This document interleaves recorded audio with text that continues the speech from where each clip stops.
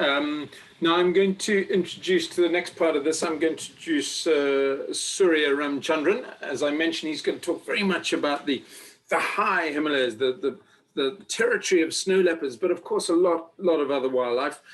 He spent 5 years up there. He's an incredibly knowledgeable naturalist, wonderful man to be with on trips, and has been stationed up in Ulay for about the last 5 years. He's a great photographer, so delighted to see some of his photographs very shortly. But Surya also, he produces field guides, amazing field guides. And of course, one of them that's going to be coming out is to the high Himalayas, the trans-Himalayas, as he might call it.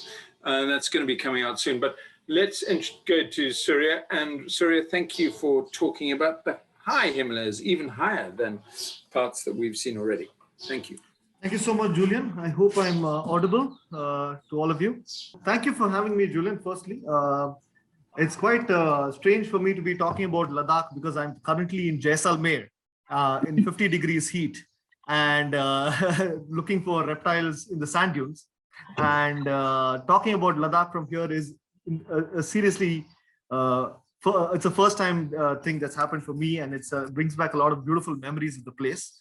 And thank you, Mr. Makija, for putting it together so beautifully about the story of Ladakh, its people, the languages, the culture, the history. It's been fantastic. I'm going to be touching on a very small aspect of Ladakh, which is basically my focus area, which is regards to wilderness, tourism, and conservation. That's pretty much what I'm going to be talking about. So we saw also the beautiful pictures put together by Mr. Makija. And that is what everyone knows Ladakh as, these broad valleys, beautiful monasteries located on hilltops, pastel-hued mountains, lovely people, beautiful festivals. For someone from Chennai like me, when I went there the first time, it felt like I'm going to a foreign land, despite the fact that it's within India. In fact, historically, the northern boundaries of India have always been considered to be the Himalayas. And this is the sliver of Tibet, which has come into the Indian territory for different reasons.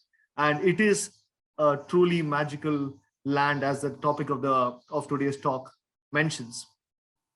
So it's been an absolutely brilliant journey for me the last 5 years, thanks to the people I work with, like David Sonam, Hashim Taibji, who was supposed to be here. I've got to see a lot of the place, a lot of wildlife. I got to go to some very remote villages where there is a lot of wildlife, but like Mr. Makija said, the spread of tourism hasn't reached those areas yet. So there is a lot of potential in Ladakh. There's a lot happening, but to get to this stage, there's been about two to 3 decades of work that's been put in, especially with regards to this animal. So this is, of course, as it's popularly known, the gray ghost of the Himalayas, the snow leopard. So you get these cats above 3,500 meters. Sometimes they've been recorded even lower. And this has been my main focus area in my time in Ladakh. But we also got to work with these beautiful animals in Dras and Kargil, the Himalayan brown bears, which again is a different time of the year because these bears hibernate in the winters when the snow leopard season is. And from April to November, they roam the grassy slopes around Dras and Kargil and Suru Valley in Western Ladakh. Another, probably my favorite animal from the region, probably the most persecuted of the lot, is the Tibetan wolf. But since we have a very short duration today, I'm not going to be delving deep into each animal and its conservation problems, but I'm going to try to put together a broader picture of the whole conservation story of Ladakh. So Ladakh, as Julian was mentioning, is the Trans-Himalaya. So this line of white, of course, as we all know, is the Himalayas. And usually when I talk about wildlife, I talk about green jungles and vast, large rivers and mountain slopes covered with bird sound. But interestingly, this time I'm talking about this brown piece of land, which is there beyond the Himalayas. So it's a very, very different place, a place which has been brought about by heavy tectonic activity 35 million years ago. And it's a place which is evolving even today geologically as the Indian landmass pushes further into the Asian landmass. So it's a very shriveled landscape. It's very Martian in many ways. And to put it, as a lot of guests have said on day one, it feels lifeless. But the truth is, there is a lot of life here. In fact, the most obvious thing is, of course, the people and how they have adapted to this unforgiving environment. They have these beautiful small villages in mountain valleys. Usually the criteria would be a proximity to a water source or a pasture land. And most of these villages, as we saw in most of Mr. Makija's pictures, will have a beautiful monastery. May not be as grand as Tikse or Hemis Gompa, but they will have a unique and an interesting monastery which overlooks the village. And the people lead a very simple life. Most of their farming is done in the summers, but throughout the year, they have their flock of sheep and yak, and that is their main source of income, sometimes for pashmina wool, sometimes with dairy, and they usually live a very self-sustained lifestyle.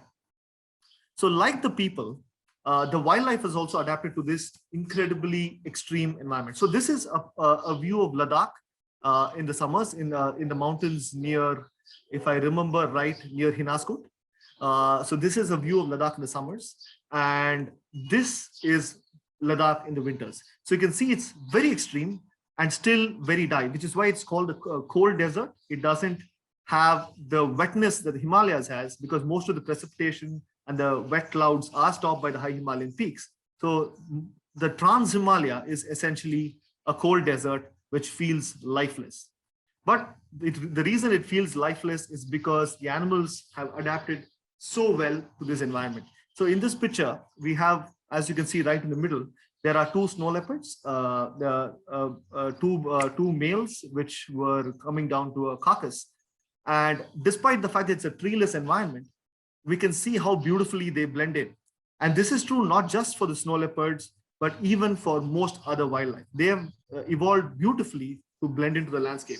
And if not for the keen eye of the locals, and if not for the fact that they accompany you on these wildlife trips, it can be very difficult to look for wildlife in this region. And this is true not just for snow leopards or brown bears or burrell sheep, as you see here, but it's true even for the Apollo butterflies or the snakes that come out in the summers, or the small pikas to the birds. So everything in Ladakh, you really need to train your eye to it.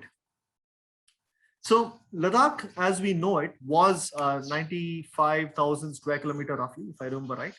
But after the accession of Aksai Chin by the Chinese forces in 62, we have about 68,000 square kilometers in Ladakh, with a population density of less than 3 people per square kilometer. So that is essentially Ladakh. But there was no protected area for wildlife in Ladakh till the 80s, when Hemis National Park, which is interestingly the largest national park in the country, was set up in the 80s. And this was set up to preserve the snow leopard and its environment. But unlike the rest of the country, by setting up a tiger reserve, we protect the tigers. The story here is very different, because the landscape is a very smooth mosaic between villages, mountains, valleys, and wildlife. And the boundaries in most cases are very porous. And as you can see in this picture, this is a village of Kanji, which is in central Ladakh. And here you can see that the cattle and the sheep and the goats and the yak are kept in open corrals, usually to protect them from the wind and keep them indoors at night. So one of the biggest problems for Ladakh on the local people was conflict with snow leopards and wolves. So there was a lot of retaliatory killing despite the best interests of the people. Most of them are love their wildlife, they revere them, but when your bread and butter, which is sometimes 40 to 50 sheep get killed in one night if a snow leopard gets into the pen. So it is a big loss for a farmer in the remote mountains of Ladakh. And as we can imagine, the compensation schemes sometimes take months to process, by which time the farmers already spent a lot of time visiting different official bodies to get it processed. So this was a big challenge. And another big challenge was, unlike the tiger, these animals, these snow leopards, were not easy to access or understand. So firstly, to solve the problem, there needed to be an understanding of the carnivore, which was roaming these landscapes, which was very minimal, to be honest, in the 80s and 90s. I mean, there were studies done by George Schaller, there were studies done in Rumbak, Hemis National Park by Dr. Raghuchandawat. All of them brought a lot of clarity. But this person here, Rinchen Wangchuk, the late founding director of Snow Leopard Conservancy India Trust, took it upon himself and his organization to really study the snow leopards that were living in the national park area. So Rumbak was a study area, and they spent a lot of time trying to understand where these cats move, how many cats are there, What are the family dynamics? Where are they roaming? Are they in the valleys? Are they in the mountains? Do they roam at day? Do they roam at night? There were so many unanswered questions. And most of the questions were answered by setting up well-planned camera traps, climbing the ridges every day to check the camera traps, understanding the different snow leopards that were there in the area, studying their droppings to see what they were feeding on at different times of the year. So there was a whole lot of studies that were done. And these studies revealed a very interesting world of the snow leopard, which is also the reason why we have tourism and a genuine possibility of seeing a snow leopard in Ladakh today. So in this process, Dr. Ranjan, being a local, was able to gather all the support of the local communities there and use their insights, use their keen eye to study and understand these cats. So in the process, what happened was all these local people became participants in this study and conservation process. So they honed the skills to find snow leopards, and being intrinsically cheerful people, slowly the program of homestays was introduced, where they hosted these wildlife enthusiasts who come from all over the world, and they take them out from their houses to look for snow leopards in Hemis National Park. So this was a hugely successful program, the one that won many awards. In fact, there was so much thought put into it that they even made small dolls using yak and sheep wool to augment their income. So this is actually one of the best souvenirs to get from Ladakh, because it is made by the locals. The money goes straight into the local community when you buy one of these. So all of these training was provided by the Snow Leopard Conservancy. The people benefited from it, and slowly the money started pouring into the local communities, and the conflict wasn't all that much. But we have to remember that this was all restricted to the Rumbak or the Hemis National Park area for a very long time, because as we all generally understand, wildlife tourism or wildlife viewing is always best in the national park. In fact, one of the biggest contributors to the forest department there was the Swarovski optic brand, and they gave in their optics to help the locals study and observe snow leopards better. So this was a huge step, and probably one of the biggest investments made by an optic company in a foreign land to support conservation. So Swarovski played a big role in this. And as we can see, we had people from all over the world flocking to Ladakh in the winter months to get a view of these beautiful cats. And the locals, as they did it year after year, they became absolute experts in finding these cats. I mean, for those of you who have come to Ladakh with me or with the other organizations that do snow leopard tours, every time you see one, it's amazing to see the cat. But what is more amazing is how the locals find it. It is truly a magic trick is what they do every single time they find a snow leopard for us. But as I was saying just a minute ago, all of this was restricted to Rumbak area in Hemis National Park for a very long time. And there was a need to spread the snow leopard tourism or the benefits of snow leopard tourism to other areas. And we have to remember that Ladakh is a vast area with a very low population density. So essentially, it's one big national park or wildlife sanctuary. So it was not very hard for people, the Snow Leopard Conservancy, to find other areas, and even local people moved to other areas and spread snow leopard tourism to different valleys. In fact, now we have 3 to 4 different destinations in Ladakh where you can actually see snow leopards outside the national park. And even there, in such areas, the spotters were trained by the Snow Leopard Conservancy. They became stars in their own right. Road networks became fantastic in Ladakh, which made it possible to access remote valleys, even get into the heart of snow leopard habitat. And in fact, this made it possible for a lot of people who are daunted by the fact of going to 4,000 meters in winter. It made it a lot easier for them to access Ladakh in these harsh times. So this is our place in Ladakh, the Snow Leopard Lodge, which came up from one such homestay in the Ule area. And we believed we wanted to work in areas outside the protected area. And we set up Snow Leopard Lodge as a slow, gradual process from 2012 onwards till now. And now it is owned and run by the local communities as it should be. And we just run it for them as a company which provides guests and training. So this is Snow Leopard Lodge, which is where we are. And lodges like this and setups like this are popping up in different valleys and spreading the benefits of snow leopard tourism into other areas of Ladakh as well. So this is just to give you an example of all these people as they arrived photographing a snow leopard from the parking lot at Uday. It's quite unimaginable for people who worked in the landscape in the 80s and 90s, because it is one of those things where if you see a snow leopard, someone wrote a whole book about it. And now it's a totally different thing to see a snow leopard in Ladakh. So what happened? What are the other benefits of the snow leopard tourism, the money which it brought in and the confidence it brought in amongst the local people? So certain valleys were designated for wildlife, for grazing. So they stopped taking their sheep and yak into certain valleys to make sure the wild animals get their due. So this is all the kickbacks which we don't document of snow leopard tourism. And one of the biggest benefits of snow leopard tourism was the fact that the urial, which is found only along the Indus and the Shyok valleys, was brought back from the brink of extinction. Because of all the development along these two rivers, the roads and the cities coming up, the urial, which is endemic only to this area, was the worst affected. But as wilderness tourism improved, awareness increased among local communities. And along with the army and the researchers and snow leopard conservancy, the urial has been brought back from the brink of extinction. I mean, there was a theory that it could have been extinct in the 90s if things had been left unchecked. And of course, the biodiversity was brought back into areas where it was originally lost. People started studying, documenting bird life, butterflies, reptiles in Ladakh. All of this adds to different aspects of conservation in the region. But I'd like to give you one interesting thing that I noticed in the last 3 years. What happened was, in outside protected areas, snow leopards were regularly taking livestock, as I mentioned earlier. And because of the benefits of tourism, livestock predation did not bother the locals. So they were happy that they were getting compensation from the government and from the people who came to see snow leopards, and they didn't care as much when their livestock was being taken. But this created a different kind of problem. Was the benefits of snow leopard tourism changing the lives of the locals? Were they losing their way or how they lived in the past years? So a solution was needed, and Snow Leopard Conservancy, along with other bodies, brought in a very simple solution. Most of the predation by snow leopards was happening inside the corrals, and that is because the corrals weren't covered.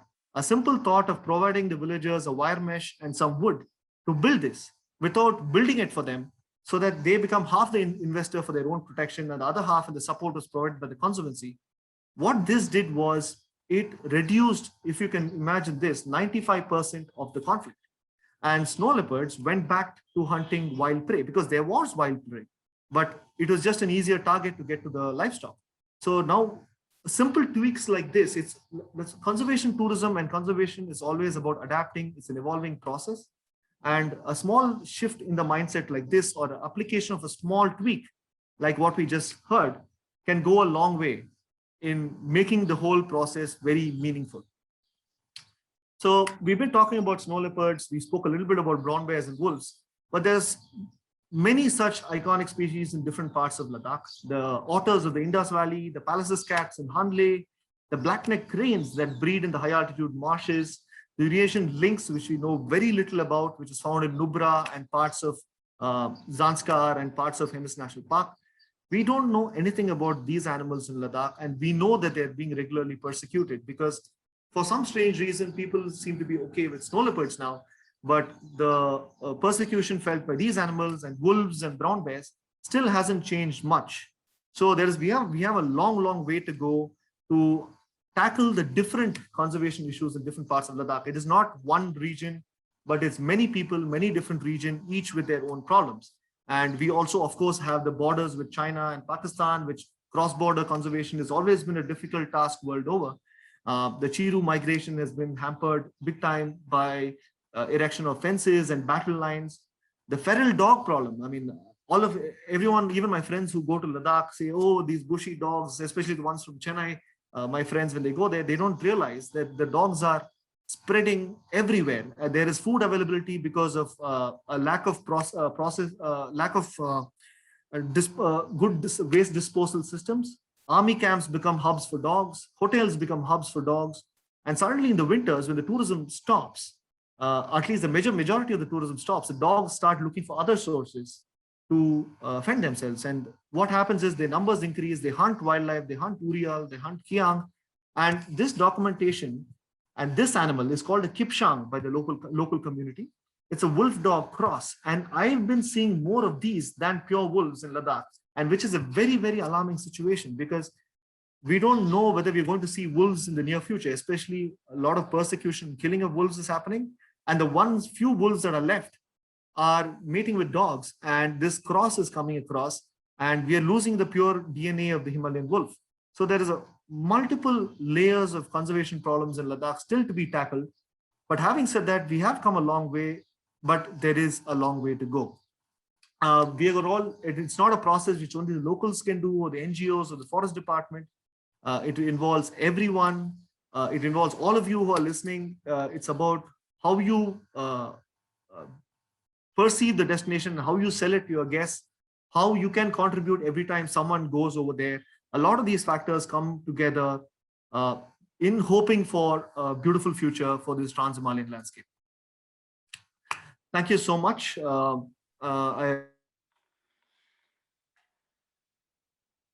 Surya, that is fantastic. Really fabulous talk, and wonderful to bring in the issues associated, like Vishwas did in the high Himalayas, of the great things that are happening, but also the issues that directly result from that, and the sort of conflicts that they face in these areas. But lovely to see a broad plethora of wildlife that these Himalayan areas offer. So really fantastic presentation. Really, two presentations, both really good to see and really interesting. So huge thanks.